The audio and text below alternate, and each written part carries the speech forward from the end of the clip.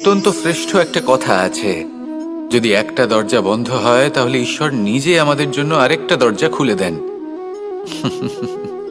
কিন্তু কিছু মানুষ আছেন যারা এটা ভাবেন যে আমার সাথে তো এরকম হলোই না, আমাদের জন্য তো কোনো নতুন দরজা খুললো না, কোনো নতুন পথ আমরা খুঁজে পেলাম না। সেই বিষয়ে আমরা চিন্তা করি, দুঃখ পাই যে এরকম কেন হলো। কখনো কখনো নতুন দরজা উন্মুক্ত হয়, কিন্তু পুরনো যে বন্ধ দরজা আছে তার সামনেই আমরা দুঃখী হয়ে বসে থাকি, আর এমন ভাবে বসে থাকি যে নতুন দরজার দিকে আমাদের চোখই যায় না। কখনো কখনো ঈশ্বর জেনে শুনেই আমাদের জন্য নতুন দরজা, নতুন পথ উন্মুক্ত করেন না, কারণ তিনি চান যে আমরা যেন পরিশ্রম করি, কর্ম করি, নিজেকে আরো বেশি শ্রেষ্ঠ করে তুলি, সক্ষম হই, আর নিজের পথ আমরা নিজেই খুঁজে নিই।